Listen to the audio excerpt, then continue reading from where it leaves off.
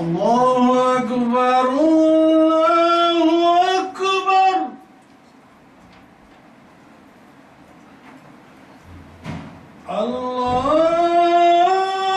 الله أكبر الله أكبر أشهد أن لا إله إلا الله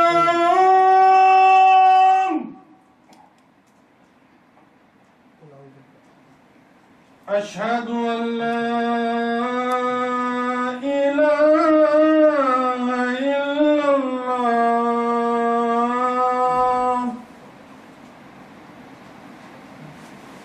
أشهد أن محمدا رسول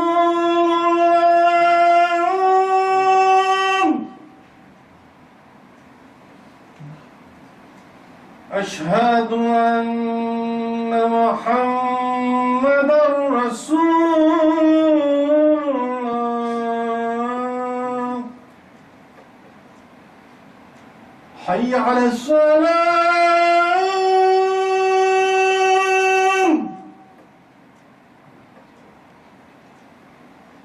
حي على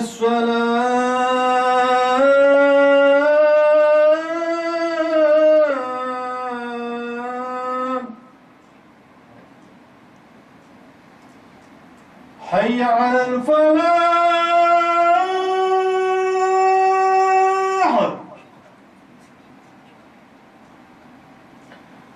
حي على الفلاح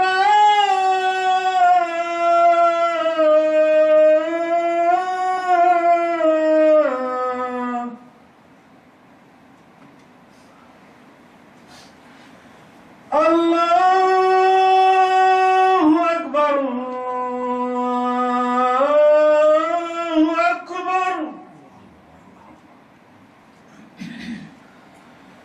لا إله إلا الله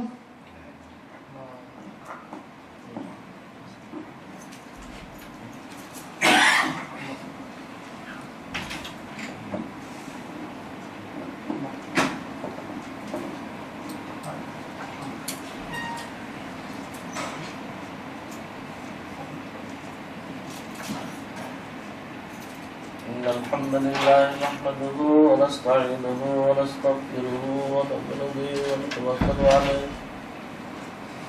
ونعوذ بالله من شرور أنفسنا ومن سيئات أعمالنا من يهده الله فلا مضل له ومن يضلله فلا هادي له وأشهد أن لا إله إلا الله وأشهد أن محمدا عبده ورسوله أما بعد فإن خير الحديث كتاب الله وخير الهدي هدي محمد صلى الله عليه وسلم وشر الأمور محدثاتها وكل محدثة بدعة وكل بدعة ضلالة وكل ضلالة في النار فأعوذ بالله السميع العليم من الشيطان الرجيم بسم الله الرحمن الرحيم قاف والقرآن المجيد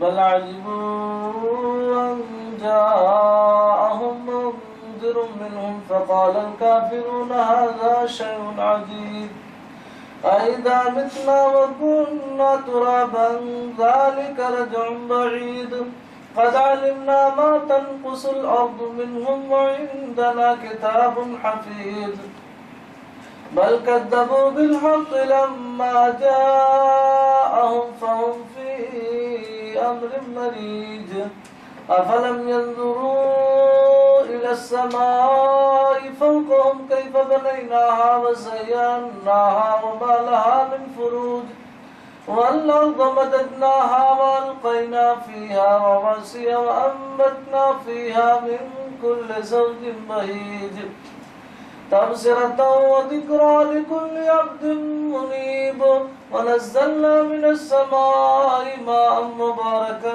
فأنبتنا به جنات وحب الحصيد والنخل باسقات لها طلع نضيد رزقا للعباد وأحيينا به بلدة ميتا كذلك الخروج كذبت قبلهم قوم نوح وأصحاب الرس وثمود وعاد وفرعون وإخوان لوط وأصحاب الأيكة وقوم تبع كل كذب الرسل فحق وعيد أفعينا بالخلق الأول بل هم في لبس من خلق جديد ولقد خلقنا الإنسان ونعلم ما توسوس به نفسه ونحن أقرب إليه من حبل الوريد إذ يتلقى المتلقيان عن اليمين وعن الشمال قعيد ما يلفظ من قول إلا لديه رقيب عتيد وقال الله تعالى في موضع آخر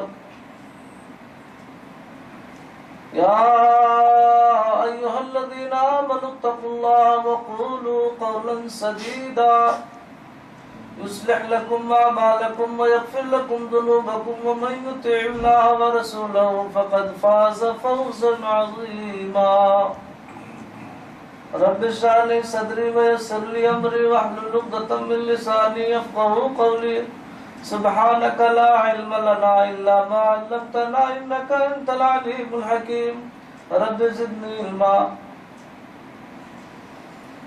حاضرین گرامی قدر معززین گرامی بزرگوں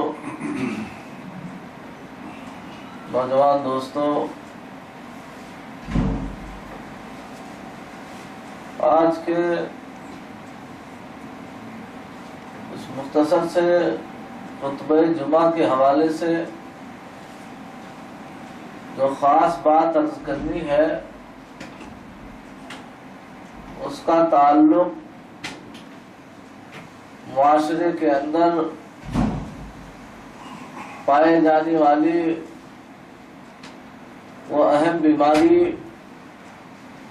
جو دھیرے دھیرے ناسور بن گئی ہے. پورا معاشرہ اس کی لپیٹ میں ہے. ہر شخص شاکی ہے. ہر شخص کو شکایت ہے کہ آج ہم سے سچائی نہیں ہوتی, آج لوگ سچ نہیں بولتے, جھوٹ کا بازار گرم ہے. معاملہ کیا ہے؟ پہلے اس بات کو سمجھ لیا جائے کہ سچائی کیا ہے. آپ جانتے ہیں صدق اور اسی سے صدیق اور صدیق مصدر تینوں کا صاد دال قاف.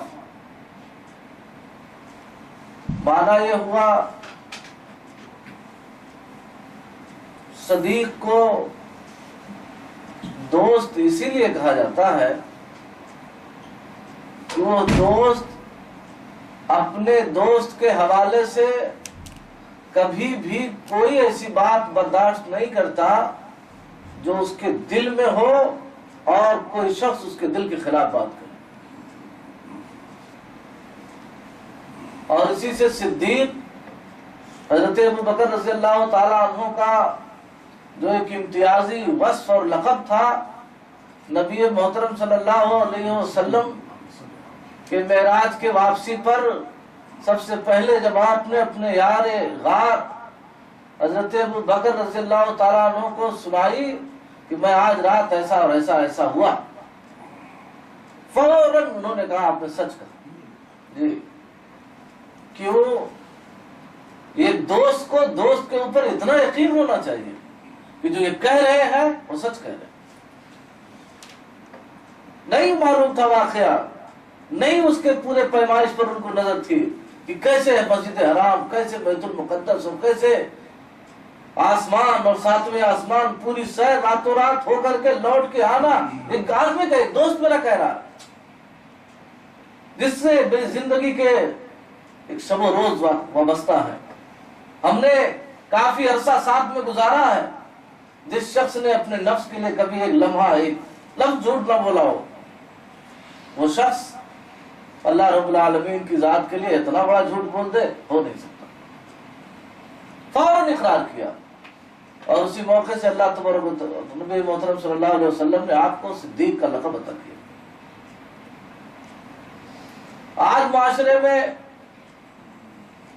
سچ دعویٰ ہے لوگوں کا کہ بولتے ہیں۔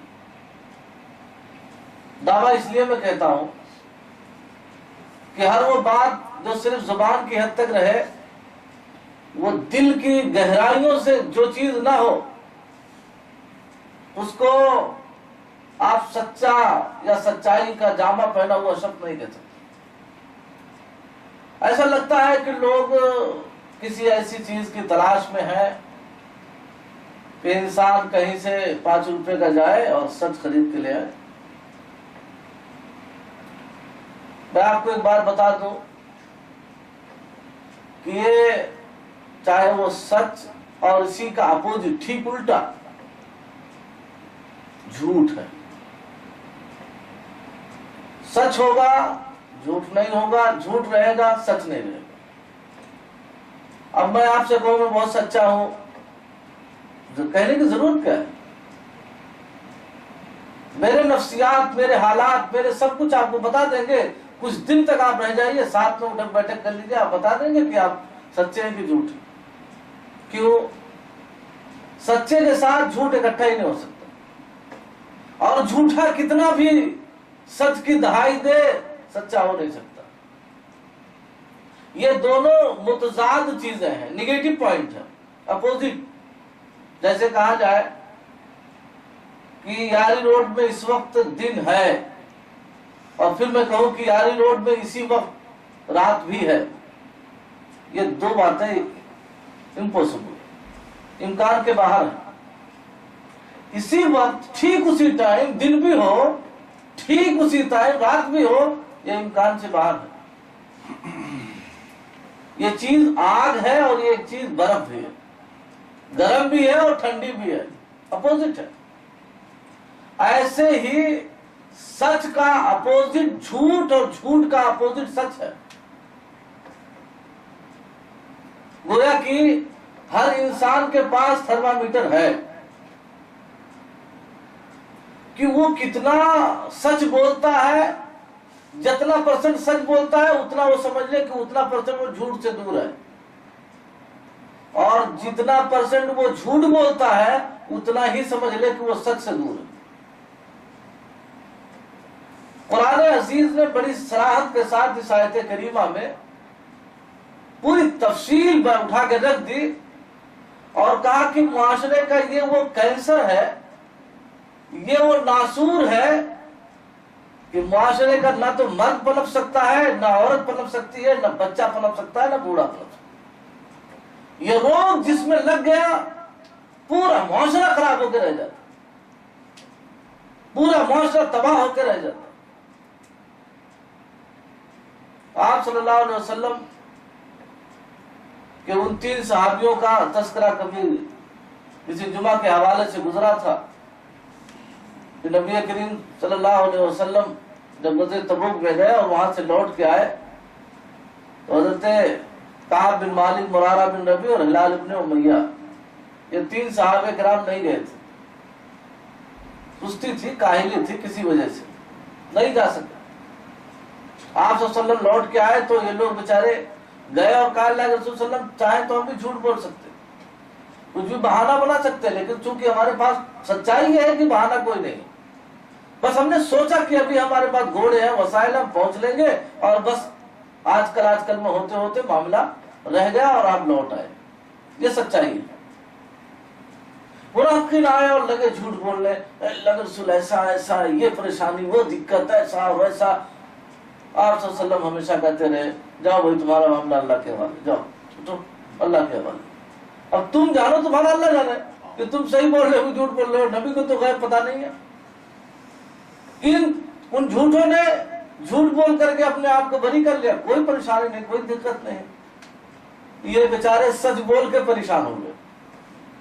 جی لیکن آپ جانتے ہیں پریشانی کے صلہ میں ملتا کیا ہے؟ قیامت تک کے لیے ان کا نام یاد کر دیا گیا، قرآن نے یاد کر دیا. سچ بولا، سچ پہ رہے، اللہ تبارک و تعالیٰ کی طرف سے ان کی نصرت آئی. کوئی معمولی کام نہیں ہے. ابھی ابتدائی اسلام کا زمانہ ہے، ذرا ذرا اسلام پھیل رہا ہے. بڑی بڑی مشکلوں سے تو اسلام کے ذرا سی روشنی ابھی ذرا سی لو بڑھی ہے. اسی پس منظر میں اگر اپنے ہی لوگوں کے ساتھ اتنا سخت رویہ کر دیا جائے کہ صاحب نہیں، اسلام نہیں کرے گا، تو بات بھی نہیں کر سکتا. ارے بیوی ہے تو کیا ہوا، بیوی کی بھی پابندی ہے، وہ شوہر سے بول نہیں سکتی، اس کا خدمت نہیں کر سکتی، وغیرہ وغیرہ.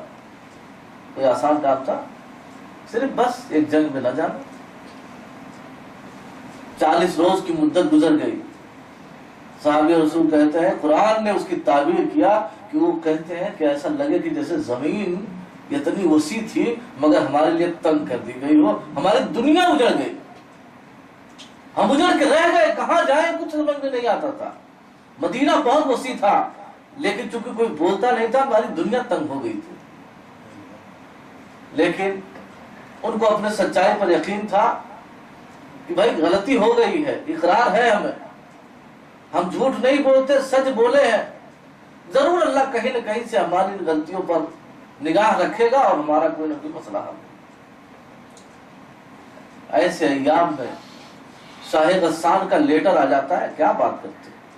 ارے بھائی سنا ہے تمہارے آقا نے تمہارے ساتھ اتنی جفا کی ہے، تم سے اتنی زیادتی کہ ابھی تم اسلام میں گئے، بہانوں سے بلا لیا گیا، اور روتے کو اب تم سے اتنے سختیوں کا معاملہ، تم سے کلام نہیں، تم سے سلام نہیں، تم کنکھیوں سے دیکھتے ہو کہ ہونٹ ہلتے کہ نہیں ہلتے، پھر بھی نہیں ہلتے.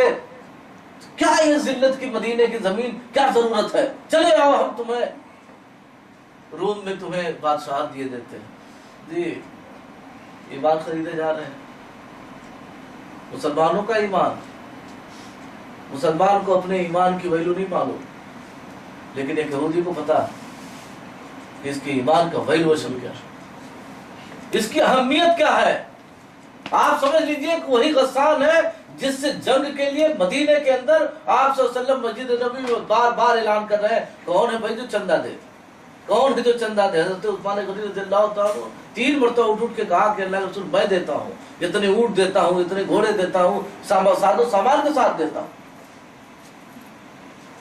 آپ صلی اللہ علیہ وسلم نے کہا کہ آج کے بعد سے اگر عثمان کچھ نہ کرے تو کافی ہوگا. لیکن ایسے ہی لوگوں کے لیے کیا ہوتا ہے، وہی غسانی بادشاہ جو مدینے کی رہنے والے ایک ایک فرد کی قبر توڑنے کے لیے تیاری میں ہے، جب یہ سنتا ہے کہ غزوہ تبوک میں نہ آنے کی وجہ سے 3 صحابہ کرام کو ان کے آقا نے اتنی سختیوں سے دوچار کر رکھا ہے، فوراً آفر آ جاتا ہے، آ جائیے، اہلاً سہلاً مرحبا ہے، ہم آپ کو بادشاہت میں شریک کر لیتے ہیں، ہم آپ کے لیے اپنی بیٹی سے شادی کر دیتے ہیں، ہم اس کا آدھا حصہ آپ کے نام وقف کر دیتے ہیں. کیا معاملہ ہے؟ تبھی انسان سمجھتا ہے دنیا کے چند ٹکوں کے عوض میں اپنے ایمان کا سودا کر رہا ہے. حضرت کعب بن مالک کہتے ہیں کہ میری زمین سرک گئی کہ اللہ یہ آزمائش تو اس سے بھی تگڑی ہوگی. کہا کہ وہ خط لیا اور وہیں پھاڑا، اور پھاڑنے کے بعد اسی قاصد کے منہ پہ مارا. کہا جا کہہ دے میرے آقا کی ناراضگی بھی میرے لیے باعث رحمت. آج مسلمانوں میں ہے کہاں گئی وہ ہمدردیاں؟ ذرا ذرا سی باتوں میں آج بھی کتنا نالا ہوتا ہے. ایسا لگتا ہے ہم صاحب کچھ بھی ہو جائے گا، ہو جائیں گے. آپ ایمان میں آئے ہیں، آپ اسلام میں آئے ہیں، آپ نے اسلام پر احسان نہیں کیا ہے، اپنے آپ پر احسان کیا. آپ نے توحید سمجھا ہے اور آپ نے اپنے لیے سمجھا ہے. کسی شخص پر کوئی احسان نہ جتائے. پھینک دیا. 50 روز کی مدت گزر گئی. رب العالمین کی رحمت جوش میں آئی اور وہاں سے وہی نازل ہوئی وعلى الثلاثة الذين خلفوا حتى ضاقت عليهم الارض بما رحبت وظنوا ان لا ملجا من الله الا اليه. ارے 3 آدمیوں کو خوشخبری سنا دیجئے کہ رب کریم نے ان کی خطا معاف کر دی. اور پھر آگے چل کر کے اللہ رب العالمین نے کہا دیکھو اس میں پیمائش کا ایک تھرمامیٹر ہم نے لگا دیا. یا ایھا الذین آمنوا اتقوا اللہ وکونوا مع الصادقین، اے وہ لوگوں جو ایمان لائے ہو اللہ سے ڈرو، مت کہتے پھرو کہ ہم بڑے بھاری متقی ہیں، اس کا تعلق زبان سے ہے ہی نہیں۔ اللہ تبارک و تعالیٰ نے اس کا تعلق دل سے رکھا ہے، جو یہاں سینے کے اندر ہے۔ حضرت خالد بن ولید رضی اللہ تعالیٰ عنہ کا معاملہ آپ جانتے ہوں گے کہ ایک مرتبہ آپ صلی اللہ علیہ وسلم نے سریے میں بھیجا، ایک جنگ کے لیے بھیجا انہیں، اور گئے جب وہاں پہنچے تو لوگ لا الہ الا اللہ لا الہ الا اللہ پڑھنے لگے۔ بعض روایتوں میں آتا ہے کچھ لوگ جلدی جلدی نماز پڑھنے لگے۔ انہوں نے ایک چیف کمانڈر تھے، انہوں نے آرڈر کر دیا کہ فوراً مار دیا جائے، سب مارنا شروع کر دیا۔ اس صحابہ کرام نے اپنے آپ کو روکا، بہرحال کچھ کو مار دیا۔ سفر سے لوٹ کے آئے تو اللہ کے رسول صلی اللہ علیہ وسلم کے سامنے مسئلہ رکھا کہ اللہ کے رسول صلی اللہ علیہ وسلم ہم پہنچے وہاں تو کچھ لوگ تو لا الہ الا اللہ پڑھنے لگے اور کچھ لوگ سجدہ کرنے لگے، اور ہم نے تلوار نکال کے ہم کو مارنا شروع کر دیا۔ کہا خالد کیوں ایسا کیا؟ کہا اللہ کے رسول صلی اللہ علیہ وسلم ان لوگوں نے تو بس جان بچانے کے لیے کیا تھا، بس ایسے ہی کہہ دیا تھا۔ آپ صلی اللہ علیہ وسلم نے کہا ہل سکت عن قلبہم، وہ تو بول رہا تھا، بولنے سے اس کا تعلق ہے ہی نہیں۔ کیا تم نے اس کا سینہ چیر کے اس کے دل سے دیکھا تھا کہ یہ اوریجنل بول رہا ہے کہ ڈپلیکیٹ بول رہا ہے؟ آپ صلی اللہ علیہ وسلم نے کہا وہ لا الہ الا اللہ پڑھ رہا تھا، وہ نماز پڑھ رہا تھا، بتا رہا ہے ظاہری احوال، وہ توحید کا اقرار کر رہا تھا۔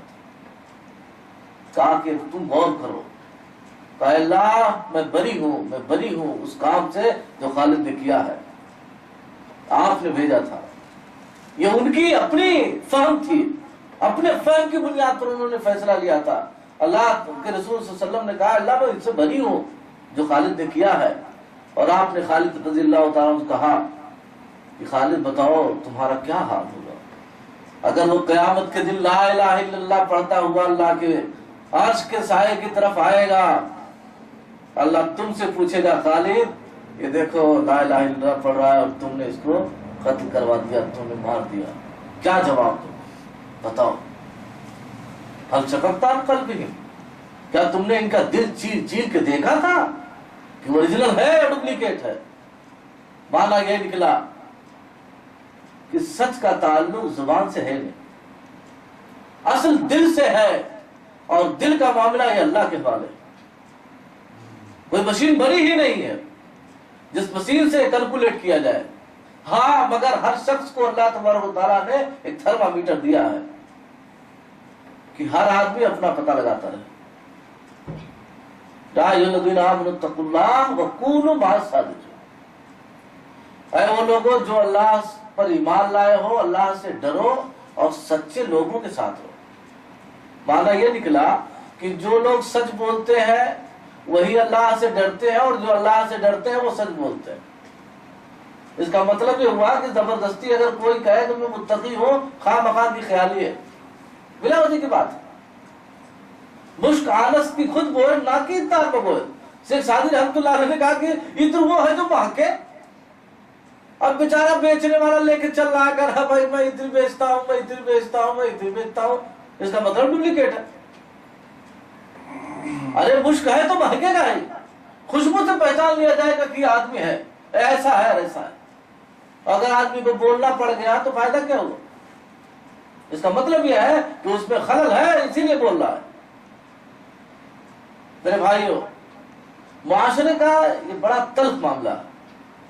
میں آپ کو اس حوالے سے ایک بات ذہن میں آئی کہ بتا دوں، بہت افسوس ہوتا ہے۔ عرصے دراز سے میں کو 3 سال سے زائد عرصہ، میں جہاں تک سمجھ رہا ہوں کہ اس سے زائد عرصہ ہوا کہ یہاں سے وابستگی رہی، لوگوں سے آمد و رفت رہے، لوگوں سے ملاقاتیں رہی، مدینہ کے کبھی کبھی اتفاق ہو نمازی پڑھنے کا، کچھ لوگ ملے، بار بار یہ باتیں آئیں، شاید کہیں نہ کہیں بھی کچھ ایک انتظام ہو جائے جہاں کتاب و سنت کے حساب سے ہم نماز پڑھ سکیں، جہاں کچھ ہم قرآن و حدیث کی صحیح باتیں سمجھ سکیں، کوئی ایسا انتظام ہونا چاہیے۔ میں نے یہ سمجھا کہ شاید یہ دل سے بات نکل، یقیناً مجھے ایسا لگا کہ یہ دل کی بات ہے۔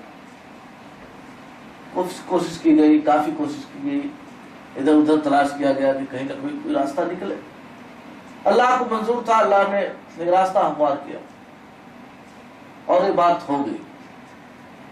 مگر میں اگر یہ بات کہوں کہ میں اب اس ترازو کو لا کر کے یہاں رکھوں، وہ باتیں اور یہ حالات، کہ اگر نماز کے وقت میں کبھی ایک آدمی اور کبھی دو آدمی، تو میں کیا کہوں کہ وہ باتیں کتنے پرسنٹ صحیح اور کتنے پرسنٹ غلط۔ ہمارا اخلاقی ایک معاشرتی ذمہ داری کیا بنتی ہے؟ یقیناً ہماری یہ بنتی ہے کہ ہم یہ جو مداہنت کی راہ چل رہے ہیں، نبی محترم صلی اللہ علیہ وسلم کا آپ وہ ہمیشہ جب دو پہلو دیکھیں گے، دین کا معاملہ آپ دیکھیں گے تو ایک دم سخت، ذرا بھی لچک نہیں، اور اگر سماج اور معاشرے میں ایک دوسرے سے تعلق کا معاملہ ہے تو یہ اتنے نرم کہ اس کی مثال نہیں پا سکتے۔ کیوں؟ اسی لیے کہ دین میں کہیں ڈگمگ نہیں ہے، عقیدے میں آپ کو یہ بات پہلے سے راسخ ہونی چاہیے کہ جو ہے وہ حق ہے۔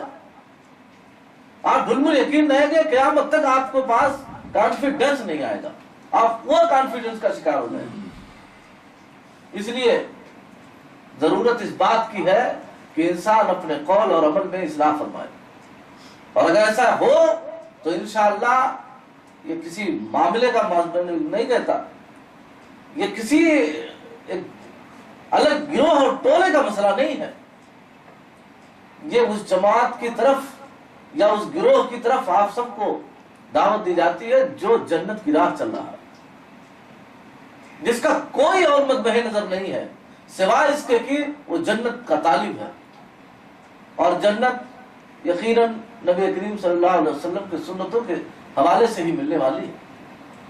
اللہ رب العالمین نے قرآن عزیز کی بڑی مشہور آیت ہے جو خطبۃ الحاجہ میں عام طور پہ پڑھی جاتی ہے، یا ایھا الذین آمنوا اتقوا اللہ وقولوا قولا سدیدا، اے وہ لوگوں جو ایمان لائے ہو، تم درست اور صحیح بات بولو، سدیدہ، شدیدہ نہیں، سین بغیر نقطے والی، وقولوا قولا سدیدا، تم جو بھی بات بولو ایک دم ٹھیک ٹھاک بولو، دل آزاری نہ والی ہو، کسی کے دل کو لگنے والی نہ ہو، کسی کو تکلیف دینے والی نہ ہو، اور صحیح بھی ہو، ہر طرح سے درست ہونا چاہیے۔ ایک ہوتا ہے کہ ایک آدمی صحیح بات تو بول رہا ہے مگر صحیح طریقے سے نہیں بول رہا ہے، یہ بھی غلط ہوتا ہے۔ وقولوا قولا سدیدا، تم درست اور ٹھیک ٹھاک بات بولو، حق بات بھی بولنی ہے تو پیار محبت کے بات تو بول دیے جائے، کہ تاکہ اس کا سائیڈ ایفیکٹ نہ ہو، تاکہ وہ آپ کے اخلاق سے متاثر ہو کر کے اس بھلی بات کو اچھے اسلوب میں اپنا لے۔ کیا ہوگا معاشرے میں اگر ایسا ہوا تو آپ جانتے ہیں یہ معاشرہ ایک دم صالح ہو جائے گا، بہت بہترین معاشرہ اللہ تبارک و تعالیٰ ترتیب دے گا۔ یصلح لکم اعمالکم، آپ اگر ایسا کرنے لگ گئے، آپ صحیح بات اور اچھے ڈھنگ سے بولنے لگ گئے، غلط باتوں کو چھوڑ دی، جو بھی کہا سچ کہا اور صحیح ڈھنگ سے کہا، تو اللہ تبارک و تعالیٰ اس کے ذریعہ آپ کے اعمال کو صحیح کر دے گا۔ یصلح لکم اعمالکم، اللہ آپ کے عملوں کی اصلاح فرما دے گا۔ اصلاح کیسے ہوگی؟ آپ جب سچ بات بولنا اپنے اوپر لازم کر لیے تو لازم ہوا کہ ایک وعدہ کیے تھے اور جا رہے تھے ابھی دھوکہ کرنے، پھر آئی یہاں بات کہ جھوٹ یار ہو جائے گا، کیسے گڑبڑ ہو جائے گا، نہیں چلے گا، جا رہے تھے تھوڑا سا نقصان سے وعدہ کر لیا کسی سے کہ ہاں صاحب آ رہا ہوں، بھلے اپنا ایک کام ہے نقصان درا ہو جائے گا، لیکن اب وعدہ کر لیا ہے کہ پہنچنا ہے، پہنچنا ہے، پہنچ گئے، پہنچنا ہے۔ آپ نے رعایتیں شروع کر دی، لازمی نتیجہ ہے کہ معاشرہ صحیح ہو جائے گا۔ یصلح لکم اعمالکم ویغفر لکم ذنوبکم، اور اللہ تبارک و تعالیٰ تمہارے گناہوں کو اس کے ذریعہ معاف فرما دے گا۔ ऑटोमेटिक آپ سچائی بولتے رہیں گے، نیک بات بولتے رہیں گے، گناہ ہوگا نہیں، نیکیاں بڑھتی جائیں گی، گناہ آٹومیٹک ختم ہو جائے گا۔ وَمَن يُطِعِ اللَّهَ وَرَسُولَهُ فَقَدْ فَازَ فَوْزًا عَظِيمًا۔ اور جس کسی شخص نے اللہ اور اس کے رسول کی اطاعت کر لی، نبی کے بتائے ہوئے صحیح راستے پر چل لیا، فقد فاز فوزا عظیما، اس کی دنیا بھی بن گئی، وہ آخرت بھی بن گئی، وہ دنیا اور آخرت دونوں میں کامیاب ہو گیا۔ ایک صحابی نبی کریم صلی اللہ علیہ وسلم کے پاس آتے ہیں، کہتے ہیں اللہ کے رسول صلی اللہ علیہ وسلم، میں ایسا شخص ہوں کہ جس میں 4 بری بڑی خصلتیں ہیں۔ کہا میرے اندر 4 برائیاں بڑی ڈینجر ہیں، میں آپ کے پاس آیا اس لیے ہوں کہ اس میں سے جو آپ کہہ دیں گے میں آپ کی خاطر ایک چھوڑ دوں گا، مگر 3 نہیں چھوڑوں گا۔ عجیب، مگر آئے تھے بڑے سچے نیت سے، سچے دل سے آئے۔ آپ صلی اللہ علیہ وسلم نے کہا کہ بتاؤ کیا کیا؟ کہا اولاً میں گنہگار بدکار ہوں، کوئی گناہ چھوڑتا نہیں ہے نا، اپنی آبرو بھی میں نہیں محفوظ رکھتا۔ کہا اولاً بدکار ہوں، دوسرا چور ہوں، تیسرا شرابی ہوں، چوتھا جھوٹ بھی بولتا ہوں، جھوٹ بولتا ہوں، بہت جھوٹا ہوں۔ اب آپ بتائیے یہ 4 ہے اسٹیٹس، ان میں سے کوئی ایک ہی چھوڑوں گا، وہ بھی آپ کے کہنے سے، باقی 3 کا اب آپ بولیے کہ کیا چھوڑنا۔ آپ صلی اللہ علیہ وسلم تھوڑی دیر خاموش ہے، پھر آپ نے کہا کہ ایک کام کرو، جاؤ سب کرو لیکن ایک کام نہ کرو۔ تو کہا کیا نہ کرو؟ کہا جھوٹ نہیں بولنا، جاؤ۔ وہ تو خوش تھا کہ مجھے 3 کرنا ہے، صرف جھوٹ نہیں بولنا ہے۔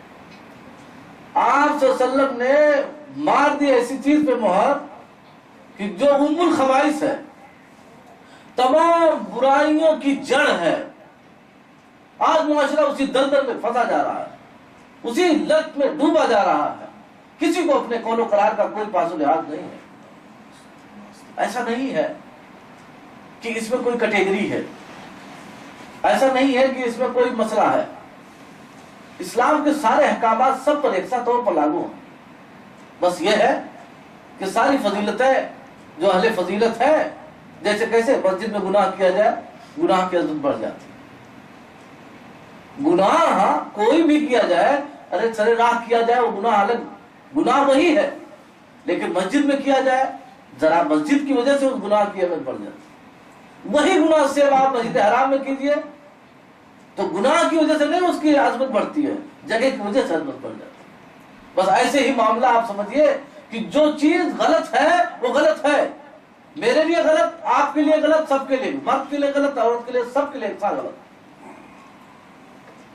روایتوں میں آتا ہے کہ وہ شخص رات کو گیا، زنا کا ارادہ ہوا، کہا چلو کر لیتے، مگر پھر خیال ہوا کہ صبح کو رسول اللہ صلی اللہ علیہ وسلم نے اگر پوچھ لیا کہ رے فلاں صاحب بتاؤ کیا حال ہے، رات میں کیا کیا کیا، تو کہا میں نے تو وعدہ کیا ہے کہ جھوٹ تو بولوں گا نہیں، تو اب اگر گناہ میں نے کر لیا تو جھوٹ کیسے بولوں، اب اگر جھوٹ بولوں نا تو اگر میں نے اقرار کر لیا کہ میں نے زناکاری کی ہے تو آپ صلی اللہ علیہ وسلم پتھروں سے سنگسار کا حکم دیتے ہیں کہ میں بچوں گا نہیں۔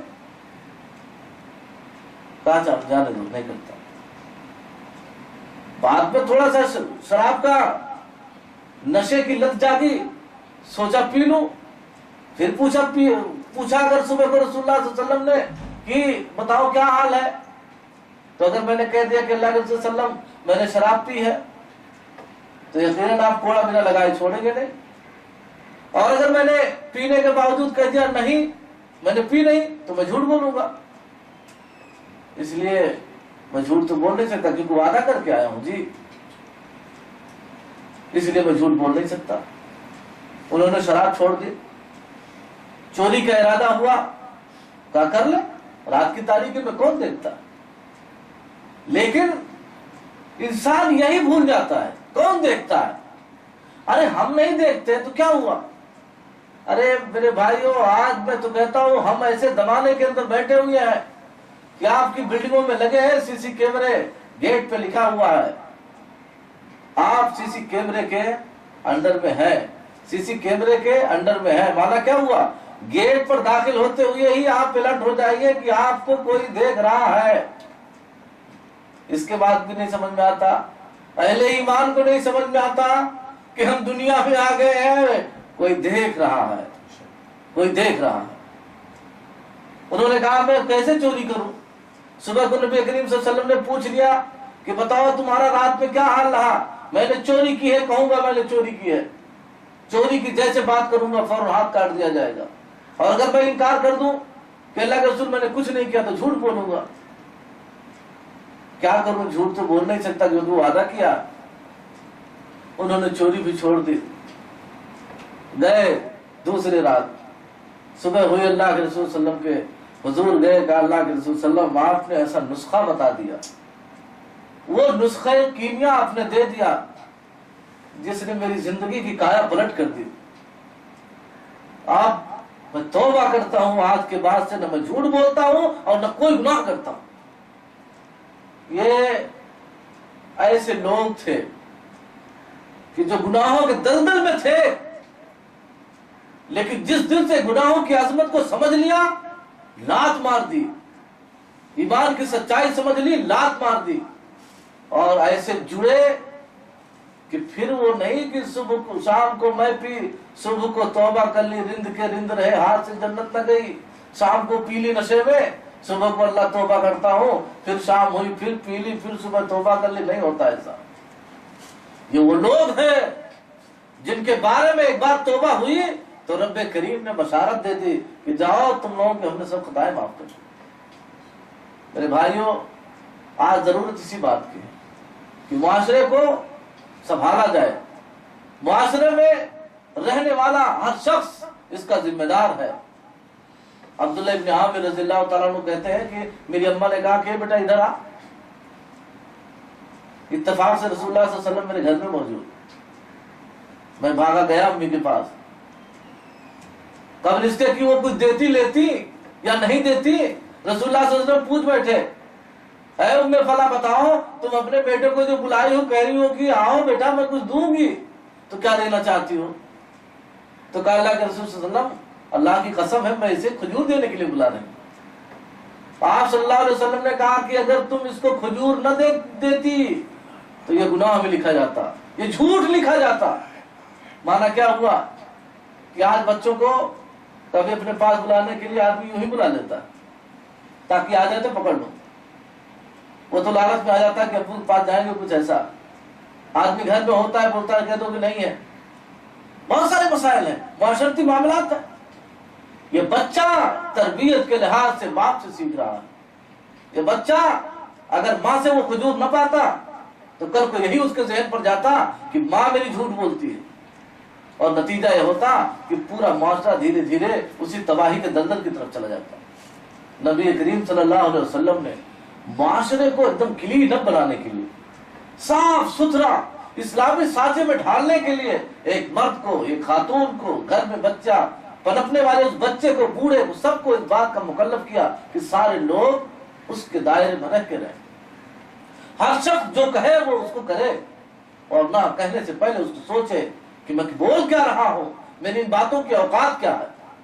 ورنہ آپ ایک دن دیکھیں گے کہ آج میں کہتا ہوں کہ ہمارے لیے بڑی حرمہ نصیبی اور یہ بدنامی زمانہ والی بات رہ گئی ہے کہ آج ایک مسلمان جس کا وصف یہ تھا، نبی کریم صلی اللہ علیہ وسلم سے ایک صحابی نے پوچھا کہ کیا مومن بخیل ہو سکتا ہے؟ کہا ہو سکتا ہے۔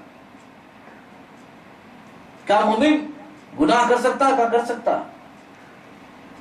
پھر پوچھا کہ کیا مومن جھوٹا بھی ہو سکتا ہے؟ کہا نہیں ہو سکتا۔ جی اہل ایمان کو کیا سمجھتے ہیں؟ آج تو مسلمان اللہ بچائے سے کیا ہو گیا ہے ہم کو؟ کیا ہم اسی نبی کے امتی کہلانے کا حق رکھتے ہیں؟ نہیں ہے ایسا مسئلہ۔ اس لیے ضرورت اس بات کی ہے کہ ہم اپنے آپ کو ذرا کھنگالیں۔ بہت ساری باتیں ہیں اس حوالے سے، موقع رہا تو انشاءاللہ پھر اسی پر کبھی تفصیل ہوگی کہ نبی کریم صلی اللہ علیہ وسلم نے اس سچ کو کیا کہا ہے۔ ہے نا عبداللہ ابن مسعود کی روایت کی ان الصدق یہدی الی البر وان البر یہدی الی الجنہ، کہ سچائی ہی اصل جنت کی طرف لے جانے والی. مگر آج معاملہ یہ ہے ہم مسلمانوں نے اس چیز کو چھوڑ دیا، غیروں نے کر لیا. نتیجہ یہ ہے کہ دنیا آج کہتی ہے فلاں ہاں ٹھیک ہے اس سے بزنس کر لو. کیوں؟ وہ دھوکہ نہیں دے گا. مسلمان ہاں نہیں اس کے قریب نہیں جانا. کیا ہو گیا ہے ہم کو آج؟ ہماری زبانوں کو کیا ہو گیا ہے؟ ہمارے کردار کو کیا ہو گیا ہے؟ وہ کردار کے ایسے متوالے تھے کہ پھٹی ہوئی گدڑی میں رہتے تھے تو روم ایران کانپتا تھا. آج تمہارے شاہی لباسوں میں کچھ بھی دم نہیں رہ گیا. کیا اوقات رہ گئی ہے؟ وہ 70 پیوند لگے ہوئے کپڑوں میں لیٹا ہے 22 لاکھ مربع میل کا مالک، جس کے بارے میں کوئی بتا نہیں سکتا کہ یہ پڑے ہیں. جی روم کا آدمی آتا ہے پوچھتا ہے عمر کون ہے بتا دو. کچھ نہیں، اونٹ کی رسری ہے، سر کے نیچے کنکری پر رکھ کے لیٹے ہوئے ہیں. کہا یار یہی ہے. کہا کیا مذاق کرتے ہو تم؟ یہ ہو سکتا ہے 22 لاکھ مربع میل کا مالک؟ کہا یہی ہے عمر، یہی ہے. کہا کہ ہمارے یہاں تو ایسا نہیں ہوتا. کہا تمہارے یہاں کیسے ہو سکتا ہے؟ تمہارے یہاں تو ظلم ہوتا ہے، حقوق مارے جاتے ہیں، زیادتیاں ہوتی ہیں. کیسے تمہارا آدمی اتنا آرام سے سو سکتا ہے؟ جا کے عمر سے پوچھے. دن رات 24 گھنٹے اعلان ہے، کسی کا کوئی حق ہو عمر کی گریبان موجود ہے، لے لے. واقعات بہت ہیں، حوالے کبھی آئیں گے انشاءاللہ ذکر کیے جائیں گے. الہ العالمین سے دعا ہے کہ الہ العالمین ہم سب کو تو اسلام کی صحیح فہم دے دے اور ہمیں اپنے نفسوں کی اصلاح کی توفیق دے دے.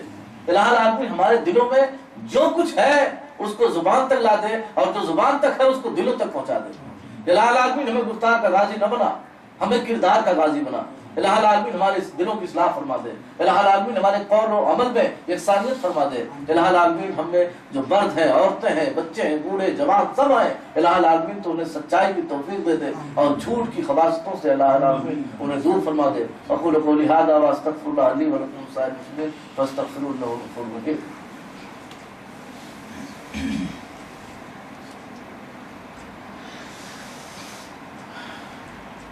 إن الحمد لله نحمده ونستعينه ونستغفره ونؤمن به ونتوكل عليه ونعوذ بالله من شرور أنفسنا ومن سيئات أعمالنا. من يهده الله فلا مضل له ومن يضلل فلا هادي له. وأشهد أن لا إله إلا الله وأشهد أن محمدا عبده ورسوله. أما بعد فإن خير الحديث كتاب الله وخير الهدي هدي محمد صلى الله عليه وسلم وشر الأمور محدثاتها وكل محدثة بدعة وكل بدعة ضلالة وكل ضلالة في النار. أعوذ بالله السميع العليم من الشيطان الرجيم. إن الله وملائكته يصلون على النبي يا أيها الذين آمنوا صلوا عليه وسلموا تسليما. اللهم صل على محمد وعلى آل محمد كما صليت على إبراهيم وعلى آل إبراهيم إنك حميد مجيد. اللهم بارك على محمد وعلى آل محمد كما باركت على إبراهيم وعلى آل إبراهيم إنك حميد مجيد. اللهم انصر من نصر دين محمد صلى الله عليه وسلم واجعلنا منهم آمين. واخذل من خذل دين محمد صلى الله عليه وسلم ولا تجعلنا منهم آمين. عباد الله يرحمكم الله إن الله يأمركم بالعدل والإحسان وإيتاء ذي القربى وينهى عن الفحشاء والمنكر والبغي يعظكم لعلكم تذكرون. اذكروا الله يذكركم وادعوه يستجب لكم. ولذكر الله تعالى أعلى وأجل وأتم وأكبر والله يعلم ما تصنعون.